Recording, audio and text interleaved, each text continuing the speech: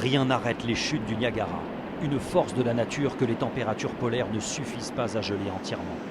Lorsque l'eau se précipite à quelques 50 mètres en contrebas, la seule force de son débit provoque immédiatement la formation d'un nuage d'eau.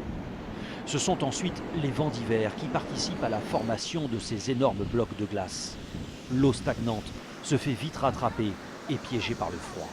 Un spectacle étonnant que les 18 millions de touristes qui viennent ici chaque année apprécient même transi de froid.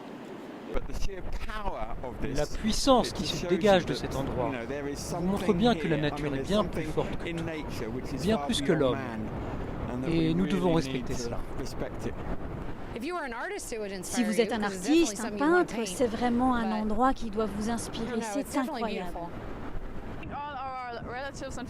Nos amis et la famille, ils sont tous jaloux parce qu'on a vu ça. C'est étonnant. La rivière Niagara sépare les États-Unis à droite de l'image du Canada à gauche. Deux pays qui multiplient leurs efforts pour capter l'énergie exceptionnelle de ces chutes, chacun ayant sa propre centrale hydroélectrique. L'enjeu est de préserver l'un des courants les plus rapides du monde. Vu du ciel, on mesure le gigantisme des lieux, mais aussi le défi qui s'impose à l'homme. La coulée de glace qui se situe en contrebas doit en effet être combattue pour ne pas obstruer ou bloquer ce débit unique au monde qui alimentera ensuite les terres voisines. La quantité d'eau qui s'écoule ici est de 154 millions de litres chaque minute. C'est suffisant pour alimenter, à titre d'exemple, 1 million de baignoires, un cadeau de la nature qui est en réalité contrôlé par l'homme. Car bien avant ces chutes, en amont, les deux pays travaillent de concert. Chacun son brise-glace. Le rouge pour le Canada, le bleu pour les États-Unis. Ensemble et tout l'hiver, par moins 20 degrés, ils combattent et brisent les morceaux de glace.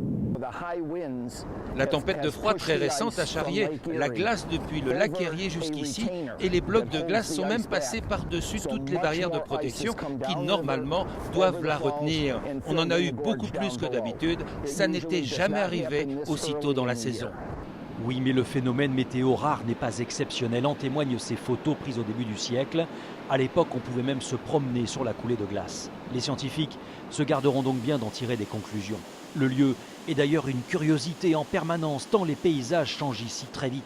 Notamment si les vents chauds qui viennent du sud sont suffisamment forts face aux anticyclones du Grand Nord. Par temps clair l'été et de façon exceptionnelle, on peut imaginer envoyer un drone avec une caméra embarquée afin de saisir les chutes de très près. De façon plus conventionnelle et moins risquée, on peut aussi les apprécier la nuit. Un restaurant propose une vue panoramique avec éclairage adapté, idéal pour ce couple américano-canadien qui aime se rencontrer à la frontière. On est venu ici des millions de fois. Parce que c'est à mi-chemin entre nous deux. Il faut dire que cette chute est baptisée le voile de la mariée en référence à une vieille légende locale.